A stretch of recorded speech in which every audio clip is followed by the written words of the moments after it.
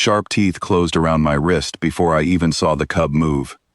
I did not scream. I did not pull back.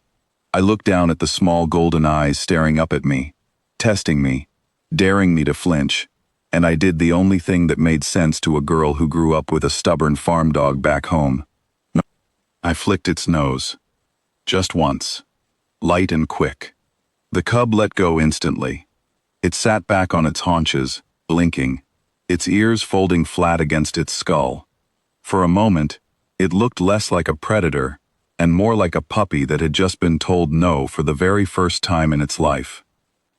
My name is Priya Malhotra, and 3 hours earlier, I had been sitting in the mess hall of Outpost Kesh, eating a bowl of reconstituted stew, when Commander Halverson dropped into the seat across from me, with a look on her face that told me my quiet evening was about to end. "I need a favor," she said. "You always need a favor." The Vothari Council called an emergency session. Something about the border patrol routes. Every adult guardian at the creche has to attend. That leaves 6 cubs with nobody to watch them. I put my spoon down. Nobody human has ever handled Vothari cubs alone. I know. There's a reason for that. I know that too. She leaned forward. But you're the only one on this station who has ever worked with live predator species. You spent 2 years with the wildlife team on Kestrel Station before you transferred here. I trust you more than I trust anyone else walking these halls. I should have said no. Every training manual I had ever read about the Vothari said the same thing. Young cubs are unpredictable, driven by instinct, and dangerous to anyone without proper defensive training. But something in Halverson's voice told me she had already promised the council I would say yes. So 20 minutes later, I was standing in the creche chamber, watching 6 sets of golden eyes lock onto me the second the door slid shut behind me. The Vothari are not small animals. Even as cubs, barely 4 months old, they stood as tall as my knee, with lean muscled bodies built for speed, and claws that could shred packing crates like paper. Their guardians called them gentle, in front of outsiders. Their guardians also carried tranquilizer rods whenever cubs were nearby. I had neither a rod nor a weapon. I had a mug of cold tea, and absolutely no idea what I had agreed to. The cub closest to me, the biggest of the litter, the one the guardians had already started calling an alpha in training, rose to its feet and began to circle me. Slow steps, confident steps. Its siblings watched from the corner, tails flicking, waiting to see what would happen. I kept my eyes forward and my hands loose at my sides, the way you are supposed to stand around any animal that might see fear as an invitation. My heart was pounding so hard I was sure the cub could hear it. Then it lunged. Its jaw closed around my wrist, not deep, not cruel, but firm enough to hurt, firm enough to test whether I would scream, whether I would run, whether I would do anything a Vothari adult would recognize as weakness. I flicked its nose. The room went completely silent. The cub sat down so fast it looked almost comical, its tail curling around its paws, its ears pinned back in something that looked remarkably like embarrassment. It stared at me like I had rewritten a law of physics it had never questioned before. I exhaled slowly and realized my hands were shaking. I did not have time to celebrate, because the second cub was already moving. This one came in lower, faster, snapping at my ankle instead of my wrist, clearly hoping a different angle would earn a different reaction. I stepped back half a pace, waited for the bite, and the moment its teeth grazed my boot, I tapped its nose too. Not hard, not angry, just enough to say, that is not how this works. It froze exactly like its sibling had. One by one, every cub in that room tried its luck.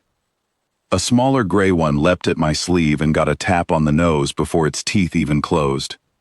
A pair of cubs tried to flank me from both sides at once, thinking 2 attacks might overwhelm whatever strange defense I was using, and I turned fast enough to correct them both within seconds of each other. The last cub, the smallest of the litter, barely more than a bundle of fur and nervous energy, did not even attempt a bite. It simply watched what happened to its siblings, walked forward on its own, sat down in front of me, and waited. I could have laughed. I did not, because I still had no idea if what I was doing would actually work, or if I had simply been lucky 6 times in a row. Within 4 minutes, every single cub in that room was sitting in a straight, neat line in front of me, ears up, eyes locked on my face, waiting for whatever came next. No growling, no snapping, no chaos. I stood there in stunned silence, staring at 6 apex predators sitting like they were posing for a photograph, and I genuinely did not know what to do with myself. That was the exact moment the chamber door opened, and an elder Vothari named Draska walked in. Draska was old even by Vothari standards, with silver fur along her jaw and scars across one shoulder that told stories nobody on this station had ever heard in full. She was one of the senior guardians, one of the few Vothari who had studied humans since our first contact years ago, and one of the few who still treated us with open suspicion. She stopped in the doorway. Her eyes moved from me to the line of perfectly still cubs, and back to me again. "What," she said slowly, "did you do to them?" "I didn't do anything," I said honestly. "They tried to bite me. I told them no." "You told them no?" "More or less." Draska walked closer, circling the line of cubs the way a scientist circles an unexpected result. Every cub stayed perfectly still, watching her with the same wide, startled expression they had given me. "In 400 years of raising cubs on this world," Draska said, "no guardian has managed to seat an entire litter without raised claws, without a dominance roar, without physical restraint. And you did this with a beverage in your other hand." I looked down.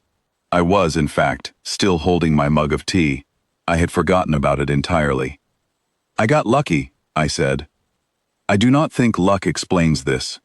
She crouched in front of the alpha cub, studying the faint mark still visible on my wrist where its teeth had closed. "This one is the strongest of the litter. He has already drawn blood from 2 guardians during testing exercises, and you stopped him with a single tap to the nose. It's just something you do with a young animal that's testing boundaries," I said. "You don't hit it. You don't yell. You just interrupt the behavior fast enough that it learns the boundary exists." Draska tilted her head, an expression I had learned meant genuine curiosity among her people. "Where did you learn such a technique? Which military division trains this?" I almost laughed, because the truth felt far too simple for the weight in her voice. No military division. I learned it when I was 6 years old, training a dog my family kept back on Earth. A dog. A domesticated predator species. Descended from wolves, actually, animals that used to hunt in packs and could take down prey twice their size. Thousands of years ago, humans started raising them alongside us, feeding them, living with them, teaching them where the boundaries were, the same way I just did with your cubs. Draska went very still. "You are telling me," she said carefully, "that an animal capable of killing a human child has lived inside human homes for thousands of years, and this is considered ordinary." "More than ordinary. Almost every family I know has one. My grandmother had 3 at once." The silence that followed was the longest of the entire evening. Draska rose slowly to her feet, looking at the row of cubs, then at me, then at the mug of tea still steaming gently in my hand. "Every guardian on this station," she said quietly, "has spent generations perfecting the art of raising Vothari cubs without losing a limb in the process. We use restraint tools. We use trained scent markers. We use years of study passed down through entire family lines. And you walked into this room with none of that training, and you achieved obedience within minutes, using nothing but instinct built from raising an entirely different predator species for sport and companionship." "I wouldn't call it sport," I said, "more like family." "That," Draska said, "is somehow more unsettling." I did not know what to say to that, so I said nothing at all. Draska studied me a while longer, her expression unreadable, before she finally turned toward the row of cubs still sitting obediently in front of me. "Return to your places," she told them, and they scattered instantly, tumbling over each other toward the far corner of the chamber, the strange stillness broken the moment her authority replaced mine. I let out a long breath and finally set my mug down on the nearest table, my hands still not entirely steady. Draska paused at the door before leaving, looking back at me one last time. "I came to this station believing your species arrived here with nothing but curiosity and soft manners," she said. "I am no longer certain that is true." The door slid shut behind her, and I stood alone in the chamber, surrounded by cubs that could have ended me in seconds, and instead sat calmly at my feet, waiting for permission that had already come and gone. I picked my tea back up, took a slow sip, and looked at the small bite mark still visible on my wrist. Somewhere back on Earth, a stubborn old dog named Rusty was probably still chewing on someone's shoe.